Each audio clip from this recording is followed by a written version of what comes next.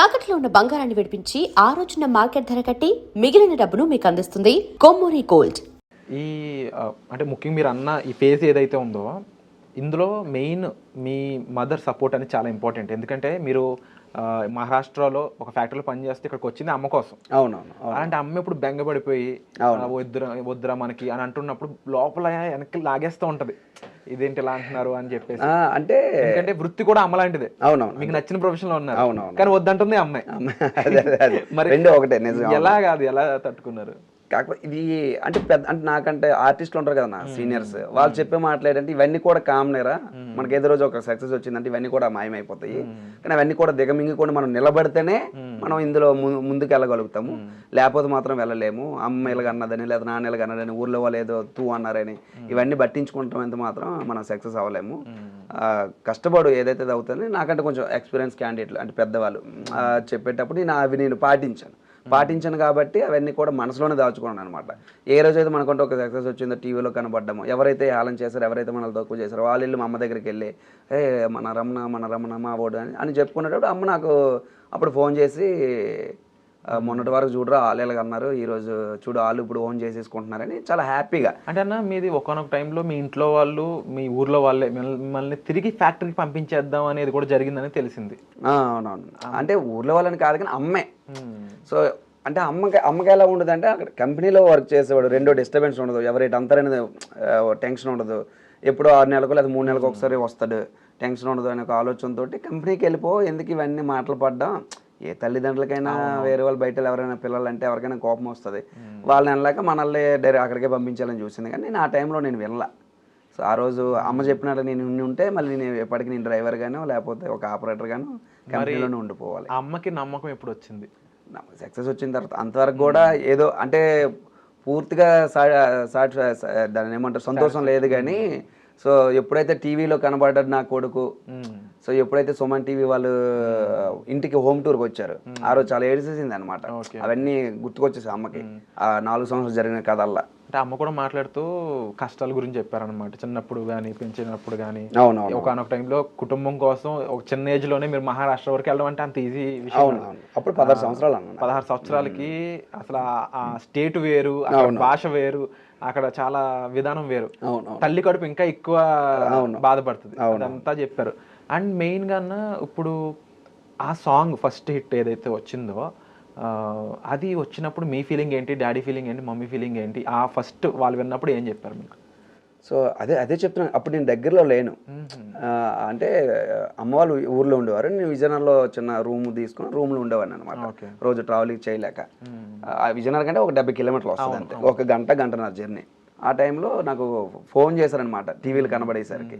వాళ్ళు చుట్టుపక్కల వాళ్ళందరూ చెప్తారు కదా, ఆ టైంలో అప్పుడు అదే చెప్తున్నాను కదా, ఎవరైతే నిన్ను కాదన్నారు ఇప్పుడు వీళ్ళందరూ చూడరా మా రమణ టీవీలు కనబడుతుంటే ఇలా అని చెప్పుకుంటున్నారు. సో ఫోన్లు ఇప్పుడు ఈరోజు సంతోషం, చాలా సంతోషంగా ఉంది. ఇన్ని రోజులు ఆగిపోవడానికి రీజన్ ఈ సక్సెస్ కోసమేమో అని అలా ఫీల్ అయింది అనమాట అమ్మ. అంటే ఇప్పుడు మన ఐ డ్రీమ్ ఆడియన్స్ కోసం ఒక్కసారి ఆ పాట ఏదైనా ఒక్కసారి 2-3 లైన్స్. తప్పకుండా, అది పుష్ప ప్యారడీ. అది పొట్టి గౌనులు వేసి మమ్మల్ని ఊరిస్తారు, బొడ్డు కిందకి చీరన గట్టి ముగ్గుల్లో దింపేస్తారు, గౌను కాదు చీర కాదు మీ టార్గెట్టే మీ మండి, సందు దొరికిందంటే చాలు మీ ఆడబుద్దే వంకర బుద్ధి, ఊ అంటావా పాప ఊ అంటావా పాప. ఎలా రాసామన్నమాట 2 థింగ్స్ అన్నా. నిజంగా అంటే పాటలు పాడాలి అనే పిచ్చి ప్రతి ఒక్కరికి ఉంటుంది. అంటే ఒక టీనేజ్ అబ్బాయి దగ్గర నుంచి మొదలవుద్ది అది. అంటే ప్రేమించిన అమ్మాయి కోసం లేదంటే సరదాగాను ఏదో పాడడానికి మొదలు పెడతారు. కానీ అందరికీ దేవుడిచ్చే వరం ఏంటి, ఆ గొంతు అందరికీ కుదరదు. అవునవును. ఒకటి మీకు అది నిజంగా గాడ్ గిఫ్టెడ్ అని చెప్పవచ్చు.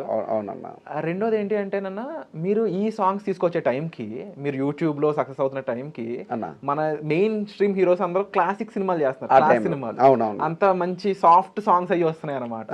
ఫుల్ మాస్ బీట్ ఒక సిట్టింగ్ లో కూర్చోడానికో లేదా ఒక పార్టీ ఎంజాయ్ చేయడానికో. అది నిజంగా ఆ రకంగా ఆ ప్రతి చోట మీ సాంగ్ పలికిన దాంట్లో ఎటువంటి డౌట్ లేదు. అవునవునన్నా. మీరేమంటారు దీని గురించి? మీరు చెప్పినట్లుగా నాకు చాలా మంది అలాంటి సిచ్యువేషన్లో ఉండేటప్పుడు నాకు కాల్ చేసేవారు. ఓకే. సో వీడియో కాల్ చేసి ముందుగా ఆడియో కాల్ చేసేవారు, అన్న ఒక్కసారి వీడియో కాల్ చేస్తామన్నా లిఫ్ట్ చేయని అంటే చేశారు. ఒక 10-15 మంది జస్ట్ చిల్ అయ్యేటప్పుడు ఆ పాట పెట్టుకొని వీళ్ళు డ్యాన్సులు చేసేటప్పుడు అంటే మన పాటను ఎంత ఆనందాన్ని ఇస్తుందా చాలా ఆ విషయంలో నేను చాలా హ్యాపీ అన్న.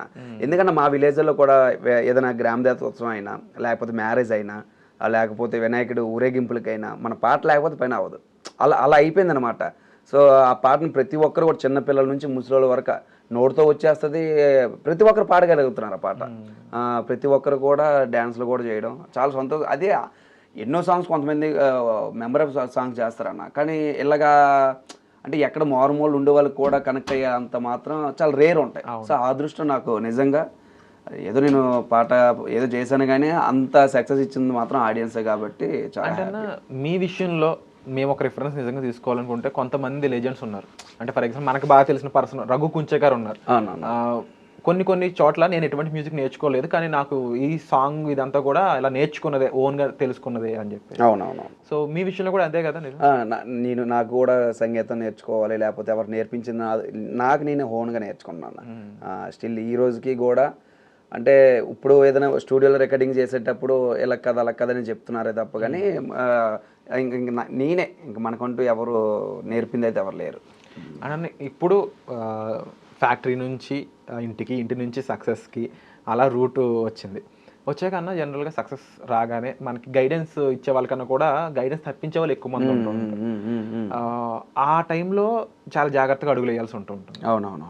అక్కడి నుంచి మీరు సాంగ్స్, తర్వాత events, mainstream channels, satellite channels, big channels, వాటికి వెల్కమ్ ఎలా వచ్చింది, అక్కడికి ఎలా వెళ్ళారు, ఆ జర్నీ ఎలా నడిచింది, అదొక ఇంపార్టెంట్ ఫేజ్ కదా.